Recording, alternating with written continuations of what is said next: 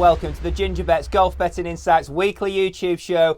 This week it is the Charles Schwab Classic, the invitational event only, taking place in Fort Worth, Texas. Colonial Country Club will host a stellar field this week. Considering it's the week after a major, we are in for a treat. A really high quality field teeing it up this week at Colonial Country Club. For those of you that are new to the Gingerbets Golf Betting Insights channel, let me tell you what's coming your way in the next 7 or 8 minutes. We're going to have a breakdown of the course. We're going to, more importantly, look at the key skill sets that are going to be required to lift that trophy come Sunday evening. And then I'm going to bring you my outright selections. I've got 5 of them, and the shortest in the betting is 33 to 1. So stay tuned. We've got some big price and exciting picks coming your way this week. If you do enjoy this content and you're new to the channel or you're a regular visitor, then please may I encourage you to like and subscribe to help get more visibility on the YouTube algorithms and channels that I'd be most grateful for. So let's get straight into the action this week. Colonial Country Club, a par 70, 7,200 yards roughly from the tips. It is an absolute brute of a course. Short by PGA Tour standards, should I say, but don't let that put you off in terms of thinking that this is a pushover. It is most certainly not. Plenty of dog legs left and right, mainly left, and this course demands precision off the tee and with the irons in hand. It is more or less like a major test that the players face this week. So the course will play tough. There are more important things to talk about though, and that is the key skill sets are going to be required. There are some really strong trends here this week, so let's get into that part of the YouTube video. So first up, it's tee to green performance over the last 24-36 rounds that I want to pay attention to. That's the foundation of my research.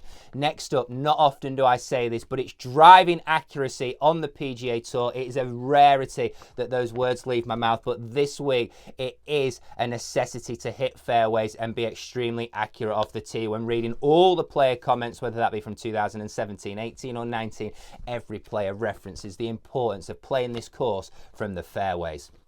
I then want to look at what I think is the key stat this week, which is green in regulations gained. Much like last week at the PGA Championship, the stat that's going to be most important is green in regulations gained. If you hit plenty of greens in the center of those greens and enables you to put to the outside where the pins will be located, you're not going to go far wrong. So we want to look for players that have shown they don't go flag hunting and they're prepared to dial into the middle of the green and by default give themselves plenty of outside birdie putts. Tight fairways in the top 5 hardest to hit on tour, combined with the fact that the greens are small, means one thing and one thing only. Short game is going to be required this week, and elite level short game players have thrived here in the past. I see it no different this week, and that is an area when doing my research I've considered when putting together my final portfolio. I encourage you to do the same. And last but not least, it's par 4 scoring from 400 to 450 yards. 7 holes each and every day fall in that range. We want players who onside, who dominate those short to medium length par 4s. So we've got tee to green performance as our foundation, driving accuracy, green in regulations gained, strokes gained around the green, and finally par 4 scoring from 400 to 450 yards. If you're not following Gingerbets blindly with my selections, then I encourage you to look at those key statistics when making your final picks.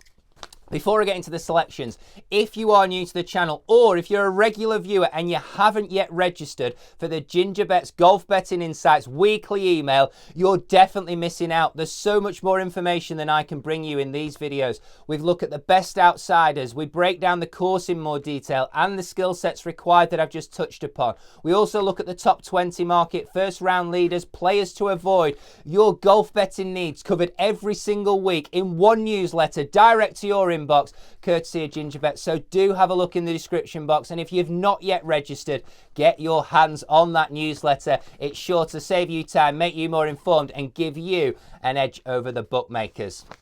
So let's get into the selections. Well, headlining the portfolio for the week is a man from Mexico who showed some real good signs of a return to form last week at the PGA Championships on a course that doesn't suit.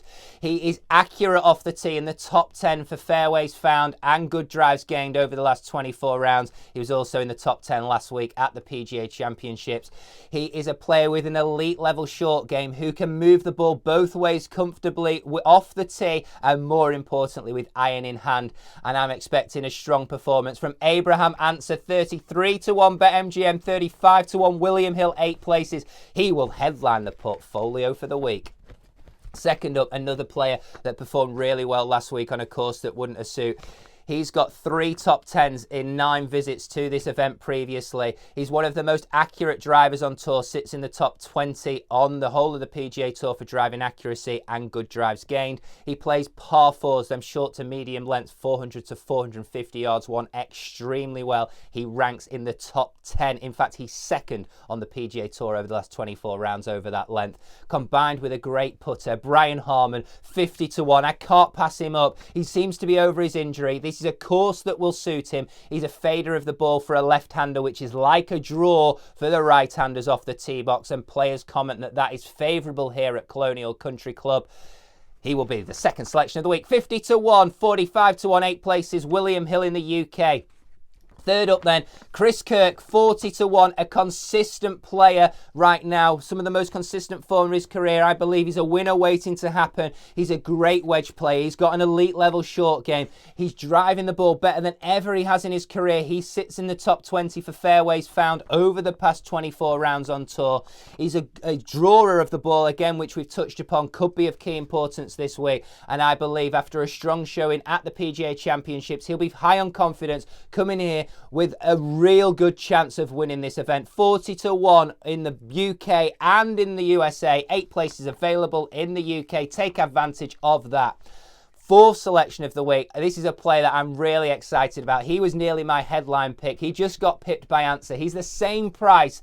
Another player who's had injury problems. There's a bit of a theme in our lineup this week. We've got Harman had injury problems. We've got Simpson and the next selection. So let's hope that they're all fully recovered. But this is a player who's a major champion. He's a drawer of the ball off the tee. He's accurate off the tee. He dominates short to medium length par 4s, that 400 to 450 yard range. And I believe with 2 top 5s from 6 events already, from 6 goes at this event already, a 3rd place and a 5th place finish. Webb Simpson returning to form, one of the best players and most measured in this field. He'll have the patience to take down this Colonial Country Club, in my opinion, at 33-1. He's someone who has to make the portfolio. And last but not least, another major champion who had a disappointing 12 or 18 months, but that hasn't put me off. He showed some real good signs last week, where he finished 5th in greening regulations gained at one of the hardest tracks that the players will face all year long. If he can bring that form with him, he's a good driver of the ball. Not the most accurate over the past 12 months, but he is a solid driver. He can move the ball comfortably both ways, off the tee and with iron in hand. His putter does go hot and cold, but I'm sure that the confidence that he'll be bringing to this event from last week is going to stand him in good stead. And at 50-1, Justin Rose just cannot be left out of my portfolio for the week. So he will be the 5th and final member. So to recap, we've got Abraham Answer, Brian Harman, Chris Kirk, Webb Simpson, and finally Justin Rose. Thank you for listening. If you've enjoyed this week's show and you're enjoying the Gingerbets content, may I encourage you to like and subscribe in the description box below and sign up to the weekly newsletter. Like I say, it's sure to save you time, make you more informed, and give you an edge over the bookmakers. The aim is for that newsletter to become part of your weekly golf content as you consume it all around the globe to give yourselves the best chance of winning. I'm sure that the Gingerbets newsletter will aid you with that. Good luck with all your selections this week. Thank you for listening. Bye from me.